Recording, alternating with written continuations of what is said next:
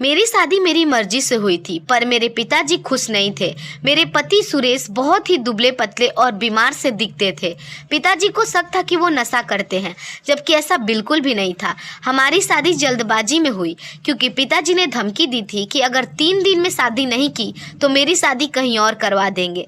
सुरेश ने दोस्तों की मदद से जैसे तैसे शादी की और मेरे पिताजी ने मेरे लिए अपने घर के दरवाजे हमेशा के लिए बंद कर दिए। पर मेरे ससुर जी, जिन्हें मैं पापा जी कहती थी, बिल्कुल भी नाराज नहीं थे। उन्होंने कहा, मोहब्बत करना गुनाह नहीं होता। शादी के बाद मेरी जेठानी रीना ने मुझे बहुत तसल्ली दी। सुरेश ने तुरंत ही मेहनत करना शुरू कर दिया, क्योंकि हमें पैसों की सख्त जरूरत थी। वह सुबह काम पर जाते और देर रात लौटते। घर में मैं और रीना ही ज्यादातर अकेले रहते थे। एक दिन मैंने बहुत अजीब चीज देखी। रात को सारा काम खत्म करने के बाद रीना ने तेल की एक कटोरी ली और चुपचाप पापा जी के कमरे में चली गई। मुझे बड़ा आश्चर्य हुआ। वह अंदर गई और दरवाजा बंद कर लिया। मैं कुछ देर बाहर खड़ी रही, इंतजार करती रही कि वह वापस आएगी, पर वह नहीं आई। करीब आधे घंटे बाद सुरेश भी आ गए और हमने साथ में खाना खाया। जब मैं रात का बचा हुआ काम खत्म करने के लिए रसोई में गई तो देखा कि रीना अपने कमरे में नहीं थी और पापा जी के कमरे की लाइट भी बंद थी। अगले दिन भी यही सिलसिला चला। रीना हर रात सबके सोने के बाद तेल लेकर पापा जी के कमरे में जाती और दरवाजा बंद कर लेती। एक रात मैं बहुत देर तक जाग रही थी। मुझे उस बंद दरवाजे वाली बात ने बेचैन कर दिया था। मैं धीरे धीरे पापा जी के कमरे में पास गई। मेरे कान हर आहट पर चौकन्ने थे। तभी मैंने एक ऐसी आवाज सुनी जिसने मेरे पैरों तले जमीन खिसका दी। कमरे से रीना की सिसकने, रोने की आवाज आ रही थी। मुझे लगा जरूर कोई गड़बड़ है। मैंने हिम्मत करके दरवाजा खटखटाया। अंदर तुरंत लाइट जल गई और मैं डरकर अपने कमरे में वापस आ गई। अगले दिन मैंने रीना से पूछ ही लिया। मैंने कहा, रीना दीदी, आप रात को पापा जी के कमरे में क्या करने गई थी? तेल लेकर गई थी और दरवाजा बंद क्यों किया था? मैंने आपके रोने की आवाज भी सुनी थी। यह सुनकर रीना के चेहरे का रंग उड़ गया। उसे उम्मीद नहीं थी कि मैं इतनी बड़ी बात बोल दूंगी। वह जल्द से ही बोली कि पापा जी के पैरों में दर्द रहता है, इसलिए वह मालिश करने जाती हो। मैंने पूछा, पर दरवाजा बंद क्यों और तुम अंदर आधे घंटे तक क्या कर रही थी? उसने झूठ बोल दिया कि वह बाथरूम में थी। वह मुझसे नजरें नहीं मिला पा रही थी और गुस्से से बात को टाल दिया।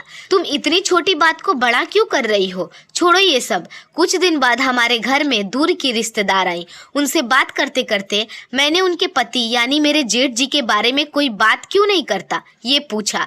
रिश्तेदारों ने बताया कि वह बाहर विदेश में काम करते हैं।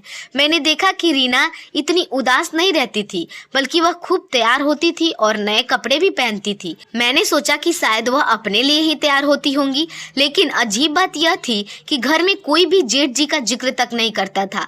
न कोई उनकी फोटो थी, न ही रीना को कभी उनसे फोन पर बात करते देखा गया। एक दिन खाना खाते समय पापा जी ने कहा, भगवान ने मुझे एक ही बेटा दिया है और यह सब कुछ इसी का तो है। सब हैरान रह गए। मेरे पति सुरेश भी अजीब तरह से मुस्कुराने लगे और रीना भी नजरें चुराने लगी। जब मैंने टोका तो पापा जी ने कहा कि वह मजाक कर रहे थे। एक दिन मैंने अचानक रीना को कपड़े बदलते हुए देख लिया। मैं सकते में आ गई। मैंने कहा, आप तो माँ बनने वाली है और आपने मुझे बताया तक नहीं। आपका तो 8वां महीना चल रहा होगा। उसकी जबान ने मानो उसका साथ छोड़ दिया। उसने घबरा कर कहा, उनके खानदान में 7 महीने से पहले यह बात किसी को नहीं बताई जाती, क्योंकि नजर लग जाती है। पर सुरेश को, पापा जी को, किसी को भी नहीं पता। वह बोली, शायद भूल गए होंगे। अगले दिन मैंने सबके सामने रीना को मजाक में कहा, मैंने आपके लिए चाट बनाई है। इस हालत में जो आपका चटपटा खाने का मन करता ही होगा। रीना के गले में खाना अटक गया। पापा जी ने भी उसे घूर कर देखा। वह सबके सामने झूठ बोल उठी, तुम्हें क्या हो गया है? मेरा पति तो 2 साल से घर नहीं आया। मैं माँ कैसे बन सकती हूँ? मेरे कदमों तले जमीन खिसक गई, क्योंकि मैंने उसे अपनी आंखों से देखा था कि वह गर्भवती थी। तो फिर यह बच्चा किसका था? पापा जी ने तुरंत बात संभाली, वह तुमसे मजाक कर रही थी बेटी, अभी ऐसी कोई खुशखबरी नहीं है। तभी पापा जी ने अचानक कहा कि वह रीना को उसके मायके छोड़ आते हैं। वह मुझे सफाई देने लगे कि रीना के पिता उनके पुराने दोस्त हैं और अब उसका पति पास नहीं है तो यह जिम्मेदारी उन्हें निभानी पड़ती है। रीना का चेहरा उतर गया। जब पापा जी ने रीना को लेकर गए तो सुरेश ने मुझसे पूछा, तुमने ऐसी बात क्यों की? उसका पेट ज़्यादा खाने से बड़ा है। मेरा भाई 2 साल से घर नहीं आया है, बच्चा कहाँ से आएगा? मैंने कुछ नहीं कहा, पर मुझे यकीन था कि वह गर्भवती थी। 2 दिन बाद जब पापा जी ने रीना को लेकर वापस आए तो उसके चेहरे पर चोट का एक बड़ा निशान था। मैंने पूछा तो उसने कहा कि वह रिक्शे से गिर गई, पर वह झूठ लग रहा था। निशान ऐसा था जैसे किसी ने जानबूझकर मारा हो। उसी रात रीना फिर से पापा जी के कमरे में जा रही थी। उसकी आंखों में आंसू थे। मैंने सोचा इस बेचारी पर कोई ना कोई जुल्म तो हो रहा है।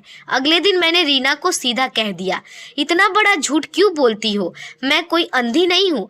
तुम माँ बनने वाली हो और तुम्हारे पति 2 साल से घर नहीं आया। यह तो किसका बच्चा है? मैंने उसे धमकी दी कि अगर कोई चक्कर चल रहा है तो उसने मुझे नहीं बताया तो मैं पूरे मोहल्ले में सबको बता दूंगी। गुस्से में आकर रीना ने मुझसे कहा, ठीक है, अगर तुम्हें यही लगता है कि मैं अपने ससुर के कमरे में जाती हूँ और मेरा बच्चा मेरे पति का नहीं है तो आज रात मेरी जगह तुम पैर दबाने के लिए जाओ, फिर देख लेना वहाँ क्या होता है। उसने बताया कि ससुर जी लाइट बंद रखेंगे और बस तेल लगाने को कहेंगे।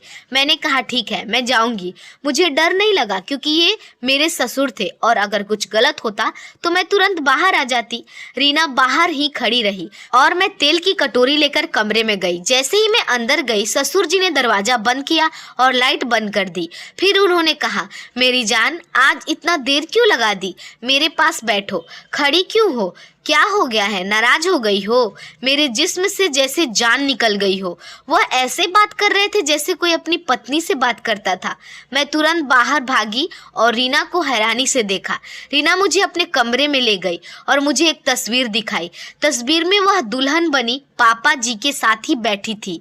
यह मेरे ससुर नहीं बल्कि मेरे पति हैं। उसने फुसफुसाते हुए कहा, तुम्हारे पति और मेरे ससुर जो मेरे अब जेठ हैं ने यह सब छुपाकर रखा है। हमने शादी की है लेकिन बदनामी के डर से यह बात पूरे खानदान से छुपाई गई।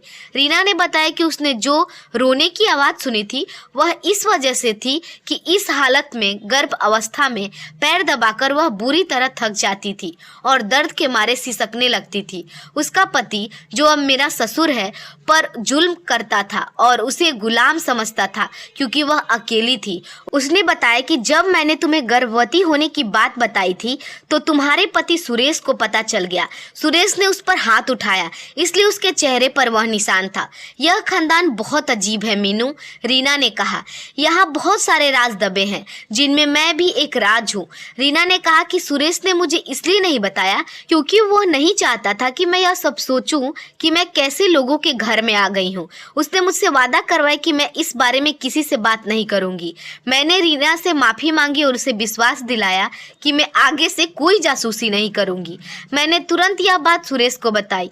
वह शर्मिंदा हो गया। उसने कहा, मैं नहीं चाहता था कि तुम यह सब जानकर परेशान हो। मेरे पिता ने रीना से शादी की है और हम उन्हें उनके हाल पर ही छोड़ देते हैं। तुम मेरे साथ अपनी जिंदगी की शुरुआत करो। मैंने वैसा ही किया। कुछ महीने बाद रीना की एक बेटी हुई। बेटी के जन्म से पापा जी जो उसके पति थे उनके अंदर भी थोड़ी शर्म और इंसानियत आ गई। अब वह अच्छे तरीके से रहते थे और अपनी पत्नी रीना का ख्याल भी रखते थे। हम दोनों परिवार अपने अपने हिस्से की जिंदगी में खुश थे। सुरेश बहुत अच्छे इंसान हैं और मुझे बहुत प्यार करते हैं। मैंने अपने पति के साथ एक शांत और सुकून भरी जिंदगी की शुरुआत की है और उस अजीबोगरीब खानदान के राज को हमेशा के लिए अपने दिल में दफन कर लिया।